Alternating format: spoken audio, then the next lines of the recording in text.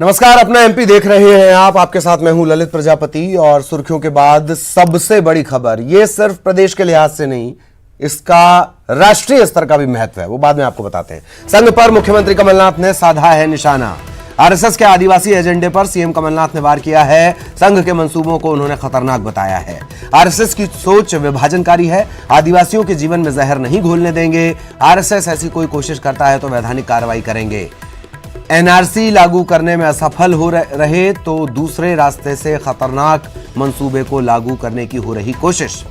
दरअसल संघ के एजेंडे में 2021 की जनगणना में आदिवासियों से अपना धर्म हिंदू लिखवाने की बात कही गई थी। आरएसएस का जो भी शिविर था, आरएसएस का मिशन आदिवासी है। ये जनगणना में आदिवासियों को अपना धर्म हिंदू लिखवाने की कवायद की जा रही है। आरएसएस ऐसी कोशिश कर रहा है। इसी को लेकर मुख्यमंत्री कमलनाथ ने ये रिएक्शन दिया है।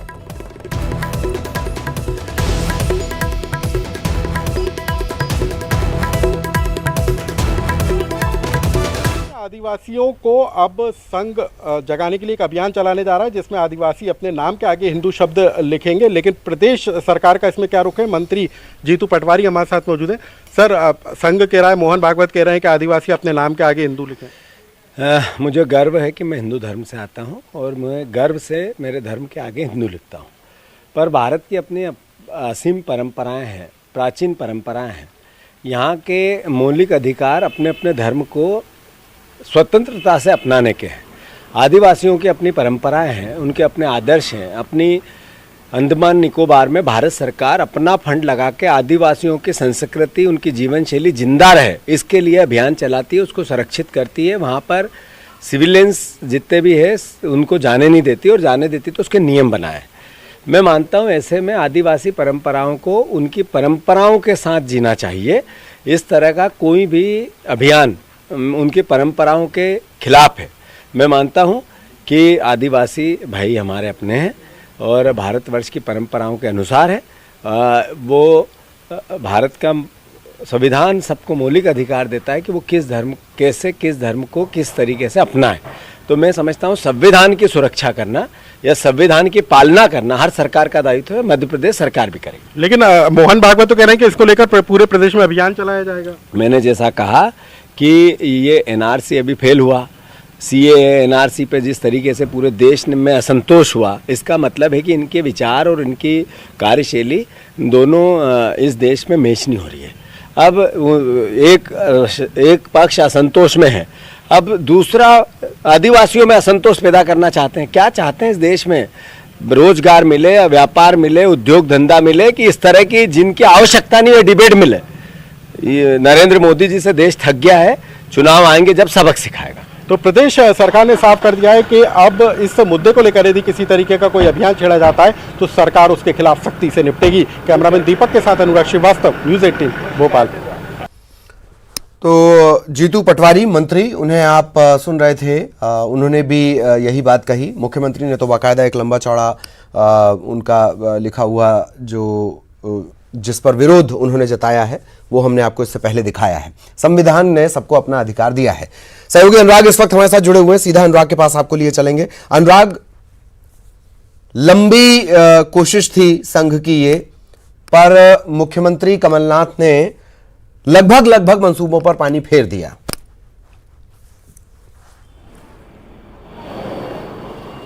बिल्कुल ललित, देखिए मोहन भागवत ने भोपाल समेत प्रदेश में जो डेरा डाला था और यहाँ पर जिस तरीके से अपने विचारकों को से उन्होंने चर्चा की थी, उसमें इस बात के उन्होंने निर्देश दिए थे कि आदिवासियों में अपनी पेट को मजबूत किया जाए और इस बात के लिए उनको प्रेरित किया जाए कि वो अपने जब जनगणना का काम शुरू होगा तो अपने धर्म में वो हिंदू जरूर लिखवाएं। इस तरीके का अभियान पूरे प्रदेश में चलाने के लिए और आदिवासियों को जागरूक करने की तैयारी आरएसएस की तरफ से की जा रही थी। लेकिन अब इस पूरे मामले को लेकर राज्य सरकार ने अपना रुख साफ कर दिया है। खुद मुख्यमंत्री कमलनाथ ने कहा है कि किसी भी आदिवासी को उसके धार्मिक संबद्धता के लिए मजबूर नहीं किया जा सकता। ये उसकी आज़ादी है कि वो अपनी संबद्धता किसके प्रति जाहिर करता है, क्योंकि ये संविधान में अधिकार दिया गया और इसके लिए यदि किसी तरीके का दबाव बनाने का काम प्रदेश में किया जाएगा तो उसको बर्दाश्त राज्य सरकार नहीं करेगी और इस तरीके के अभियान के खिलाफ कार्रवाई की जाएगी। यानी कि मुख्यमंत्री कमलनाथ ने साफ कर दिया है कि आदिवासियों को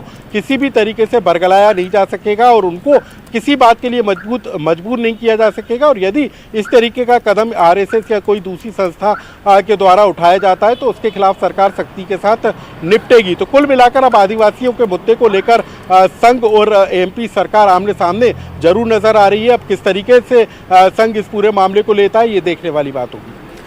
क्या ये माना जाए अनुराग कि बहुत जल्दी कोई ये तो खैर उन्होंने बात कही कि हम ऐसा नहीं होने देंगे, क्या ये माना जाए कि बहुत जल्द कोई ऐसी सरकारी कोशिश नजर आ सकती है?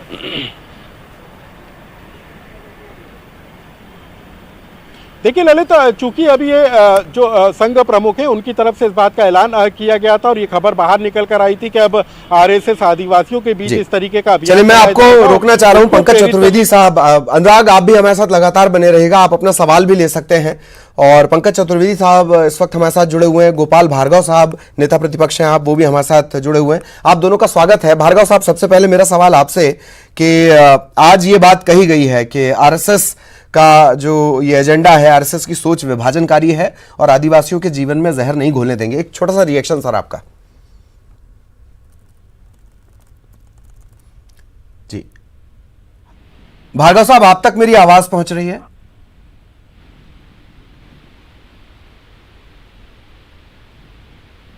चलिए, गोपाल भार्गव साहब से भी हम रिएक्शन लेंगे। पंकज चतुर्वेदी भी हमारे साथ जुड़े हुए हैं। पंकज जी, ये बयान आपने सुना ही होगा। बयान नहीं, हालांकि ये पूरा एक ब्लॉग की शक्ल है। मुख्यमंत्री ने कहा है कि हम इस विभाजनकारी सोच को लागू नहीं होने देंगे या इसे एग्जीक्यूट नहीं होने देंगे। पंकज जी, देखिए ललित जी, ये संघर्ष देश में बहुत पुराना है। 1925 में, मैं बल्कि थोड़ा और पीछे चलूंगा, जब 1857 में देश में हमारा पहला स्वाधीनता का बिगुल जब फूका गया, तभी अंग्रेजों ने तय किया कि यदि ये भारतवासी सब एक हो गए तो अंग्रेजों को क्या, जिसको चाहे उसको उखाड़ कर फेंक सकते हैं। और उस समय अंग्रेजों ने एक नई नीति तय करी, डिवाइड एंड रूल। और तभी 1905 के आसपास मुस्लिम लीग, हिंदू महासभा, 25 में आरएसएस जैसी बहुत सारी संस्थाएं बनी। और इसीलिए ललित जी, इन संस्थाओं ने कभी भी अंग्रेजों के खिलाफ भारत के नहीं बने ये लोग। और आरएसएस तो बहुत लंबे समय तक राष्ट्रध्वज को भी नहीं मानता था, बहुत मजबूती में उस बाध्यता का स्वीकार किया। गांधीवाद की भाव और भावनाओं के खिलाफ 1942 के भारत छोड़ो आंदोलन के उन्होंने विरोध किया। ये सब इतिहास बताने का देश नजदीक से वितरा सा है कि अभी भी आरएसएस उसी मूल भावनाओं के साथ काम कर रहा है, जिस पूर्व उद्देश्य का गठन हुआ था, डिवाइड एंड रूल। और अब जब अंग्रेज चले गए तो उस भूमिका में ये लोग हैं, एक ही उद्देश्य है, ये ट्रेन प्रकरण सत्ता भाजपा के माध्यम से आरएसएस के पास रहे और आरएसएस हमेशा भाजपा के कंधे पर रखकर भाजपा के कंधे पर होती है। जी पंकज जी, क्या सत्ता में अस्थिरता पैदा करने के तौर पर भी आप इसे देख रहे हैं? बहुत सारी चीजें दरअसल लिंक हैं। जौरा के बाद मध्य प्रदेश जीत का सिलसिला शुरू होगा, फिर एक कोई छोटा मोटा कार्यकर्ता लिख दे रहा है कि मध्य प्रदेश में राष्ट्रपति शासन, उसके बाद संघ प्रमुख जो इतने व्यस्त होते हैं उनका 7 दिन का दौरा। देखिए ललित जी, मैंने आपसे कहा ना कि सब चीजें जो है वो योजनाबद्ध रूप से की जाती है, इस प्रकार की व्यवस्था की जाए कि सत्ता हमारे हाथ में हो। आप देखिए, मध्य प्रदेश में 15 साल की सत्ता के बाद यदि भारतीय जनता पार्टी के नेता सत्ता से बाहर है तो किस प्रकार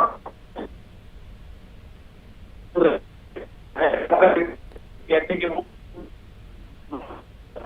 चलिए, कुछ तकनीकी दिक्कत है पंकज जी की आवाज धीरे धीरे शायद थोड़ी सी आवाज कट रही है उनकी, तो लगातार हम कोशिश कर रहे हैं गोपाल भार्गव साहब से भी। और एक बहुत अच्छी बात जो जीतू पटवारी ने याद दिलाई है, उसे कोट करना होगा कि ठीक है, वो आप एजेंडा लेकर आ रहे हैं, आप ये बात कर रहे हैं, आप वो बात कर रहे हैं, इस पूरे दुनिया के सबसे प्राचीन आदिवासी जो अंडमान निकोबार में हैं, जिन तक पहुंच पाना अभी भी एक भारतीय के लिए संभव नहीं है, वो उसे देखते ही मार देते हैं। कई ऐसे टापू हैं वहां पर, तकरीबन 60 से 100 के आसपास वो टापू हैं, और उसमें से एक जो आदिवासी हैं वहां तक तो पहुंच ही नहीं हो पा रही है। उन्हें क्या समझाएंगे आप जाकर? ये भी एक बड़े अचरज की बात है। दूसरा के कई बार ये मांग उठ चुकी है, एक दिल्ली में भी इस तरीके का प्रदर्शन हुआ है आदिवासियों के द्वारा, और ये 2021 की जनगणना के मद्देनजर ही हुआ। ये कहा गया दिल्ली में, नो कोड नो वोट। आदिवासियों की मांग है कि आप उन्हें जनगणना में एक अलग कोड दे दें, एक अलग कॉलम दे दें, और जिसमें हम अपनी मर्जी से लिखें। धर्म के कॉलम में ट्राइबल या अपना रिलीजन चुनने का विकल्प दिया जाना चाहिए। अनुराग लगातार हमारे साथ बने हुए हैं। अनुराग, हम कोशिश कर रहे हैं कि भाजपा की तरफ से भी रिएक्शन मिल जाए, और इससे पहले रामेश्वर शर्मा से भी हमने बातचीत करने की कोशिश की, तो वो तमाम बातें कर रहे हैं। वो राहुल गांधी का धर्म बता रहे हैं, सोनिया गांधी का धर्म बता रहे हैं, कमलनाथ का धर्म बता रहे हैं, पर वो ये नहीं बता रहे हैं कि आदिवासियों का धर्म वो कैसे तय करेंगे। अनुराग,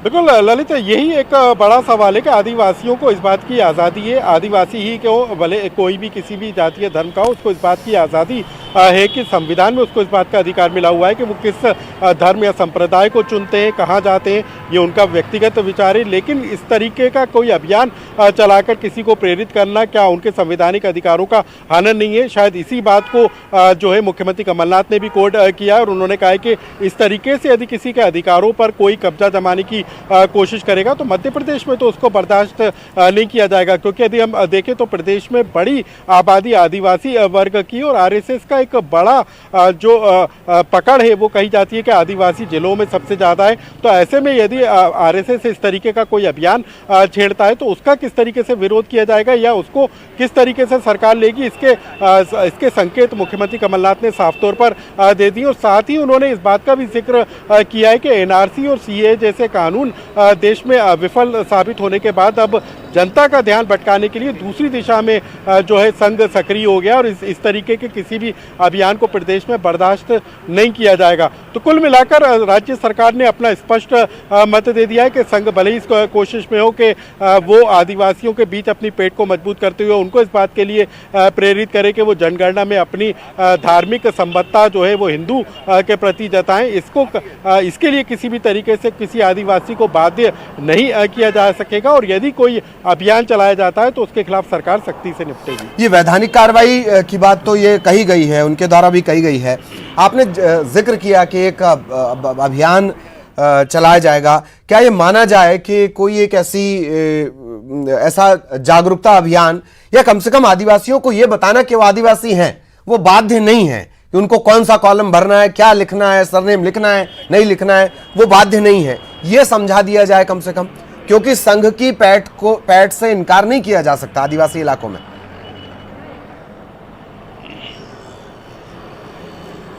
बिल्कुल, देखिए ये सबसे बड़ी ज़रूरत है कि आज भी आदिवासी इलाकों में विकास की सबसे बड़ी ज़रूरत है। किस तरीके से वहाँ पर शिक्षा और स्वास्थ्य और पोषण जैसे आहार की व्यवस्था को किस तरीके से बदला जाए, इस तरफ ध्यान देने की ज़रूरत है। और उस बीच में यदि सिर्फ धार्मिक संबद्धता को लेकर किसी तरीके का अभियान चलाया जाता है तो इसको लेकर भी सवाल उठना लाजमी है, क्योंकि उन क्षेत्रों पर भी फोकस करने की ज़रूरत है जिनसे आज भी आदिवासी दो चार हो रहा है। सरकार चाहे वो किसी भी पार्टी की रही हो, अभी तक यदि प्रदेश के आदिवासी इलाकों की बात करें तो कई इलाके ऐसे जो अभी भी अति पिछड़े इलाकों में गिने जाते हैं, तो वहाँ पर मूलभूत सुविधाएं किस तरीके से विकसित हो, इस तरफ फोकस करने की ज़रूरत है। लेकिन जिस तरीके से संघ ने एक खाका तैयार किया था, और खुद संघ प्रमुख मोहन भागवत ने प्रदेश में डेरा डाल के विचारकों से इस बात को लेकर चर्चा की थी कि किस तरीके से आदिवासियों के बीच अपनी पेट को मजबूत किया जाए और उनको इस बात के लिए प्रेरित किया जाए कि वो अपनी जो धार्मिक संबद्धता है वो हिंदू लिखने का काम करें, इसके लिए उनको प्रेरित किया जाए। इस तरफ फोकस किया जा रहा है। तो कुल मिलाकर कई तरह के मुद्दे हैं, कई तरह के विषय हैं, लेकिन अब इस मुद्दे ने एक नई बहस का विषय जरूर ले लिया है। लेकिन सरकार के रुख से साफ है कि अब आरएसएस यदि प्रदेश में इस तरीके का कोई अभियान छेड़ता है तो निश्चित तौर पर उसके लिए अब यह आसान नहीं होगा कि वो आदिवासियों के बीच पहुंचकर उनको इस बात के लिए प्रेरित कर सके कि वो अपनी धार्मिक संबद्धता किसी एक धर्म विशेष के प्रति जाहिर कर सके। जी अनुराग, आपने जीतू पटवारी से भी बातचीत की और बहुत दिलचस्प है ये, उन्होंने अंडमान का जिक्र कर दिया, अंडमान की याद दिला दी। क्या कुछ उन्होंने कहा वो भी मैं आपसे जानना चाहूँगा अपने दर्शकों के लिए। और दर्शकों को मैं फिर बता दूं कि पूरी दुनिया में अगर सबसे पुराने या शुरुआती जो जीवन की शुरुआत, मानव जीवन की शुरुआत है, उससे जुड़ा अगर आदिवासी कल्चर कहीं बचा है तो अंडमान निकोबार के कुछ टापुओं पर, और वो भी बहुत ज़्यादा नहीं है, 1 या 2 टापू हैं, कुछ सैकड़ा है उनकी संख्या उन आदिवासियों की। अनुराग,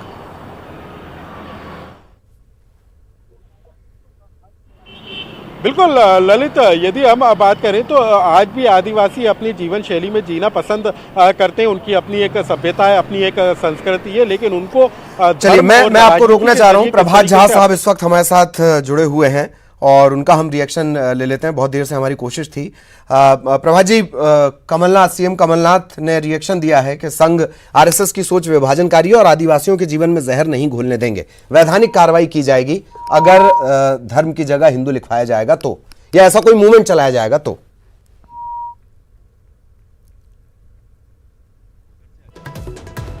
झा साहब, आप तक मेरी आवाज पहुंच रही है?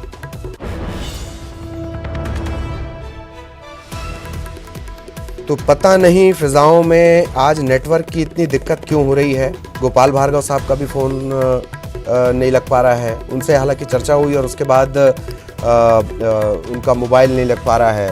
प्रभात झा साहब भी जुड़े हैं हमारे साथ। एक बार फिर कोशिश करते हैं। झा साहब, सीएम कमलनाथ ने कहा है आदिवासियों के जीवन में जहर नहीं घुलने देंगे। जो हिंदू लिखने वाली बात आई है 2021 की जनगणना को लेकर, वैधानिक कार्रवाई भी करेंगे अगर ऐसा कुछ होता है। आपका रिएक्शन सर?